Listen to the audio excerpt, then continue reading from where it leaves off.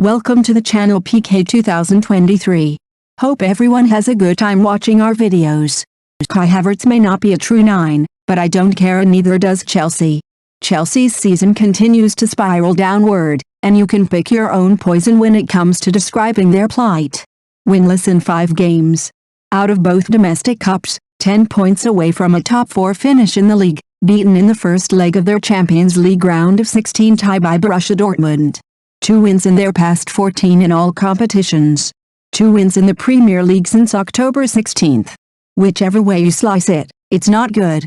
And while there may be a gaggle of reasons put forward, some valid, some less so, ranging from injuries to a poorly assorted side in the summer, from Graham Potter's lack of a pre-season training camp to Potter's lack of experience at this level to whether Potter is even any good at all, I'd like to focus on one that comes up time and again. Namely, Chelsea's lack of a proven centre-forward. There's a certain kind of fan and pundit that loves categorizing players, and as fate would have it, the man who has played up front for Chelsea the most this season, Kai Havertz, isn't considered a proven centre-forward. Or a natural striker. Or a true 9, or whatever lingo you like to use. And so whenever Chelsea create chances but fail to convert them, which has happened in each of their past 5 games, when they racked up unexpected goals of 7.05 but ended up scoring just one single goal, the issue becomes about Havertz and how he's a centre-forward. There are 2 points to make here. The first is that Chelsea don't seem particularly fussed. And the other is that maybe they're right not to be fussed. We know Chelsea aren't particularly fussed by the choices they've made. They went into the season with 2 true 9s in Pierre-Emerick Aubameyang and Armando Broja. Aubameyang hasn't started a league game since before the World Cup, while Broja has been injured since mid-November.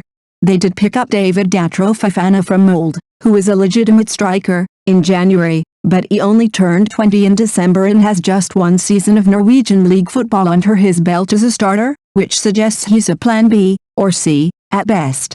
Which leaves, well, Havertz. Could they be plotting some ambitious raid on a brand-name centre-forward in the summer like Napoli's Victor Osimhen or Dusan Vlahovic from Juventus? Maybe, though having already spent big in the last 2 windows, the vibe from Stamford Bridge is they won't. Plus, they invested heavily on Leipzig's Christopher Nkunku, who will join them next. Nkunku is a special talent and a prolific goal scorer, and, yes, while he played most of his career as an attacking midfielder, he has played plenty up front of late, although almost always in a front 2, usually alongside Andre Silva, who is a traditional centre-forward. This suggests Nkunku will either play attacking midfield, though they already have Mason Mount in that role, plus Chelsea have the option of keeping João Felix around after his loan, or up front in a 2, in which case he'll need someone with him, or, possibly up front on his own, which again suggests Chelsea don't believe they necessarily need a true 9. All of which brings us back to Havertz in this proper centre-forward business. Even Havertz's critics acknowledge that he's tall, good in the air, strong and technically gifted. On top of that, he's an excellent passer who often drops deep to receive the ball, a legacy of when he broke into the first team at Bayer Leverkusen as a teenager. Havertz could do so many things, and so well, that he was deployed all over the pitch, midfield, out wide, up front. Even at Chelsea, he was used in a variety of roles by both Frank Lampard and Thomas Tuchel before moving to centre-forward on a regular basis last season.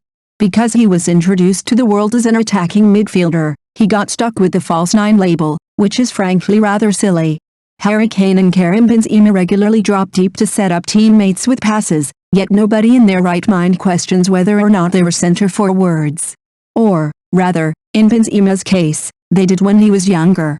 Some may remember Jose Mourinho at Real Madrid, after Gonzalo Higuain's injury, pointing out that while he'd rather go hunting with a dog, sometimes you don't have a choice, you need to hunt with a cat. Benzema was the proverbial feline who turned into a Ballon d'Or winner. This is not to say that Havertz will turn into Benzema. Rather that when you're a younger player, coaches sometimes like ready-made boxes in which to put you. It happened to Benzema and it's now happening to Havertz. Heck, even Kane wasn't encouraged to drop and be the playmaker when he was younger. So what's the issue with Havertz? Is it the lack of goals?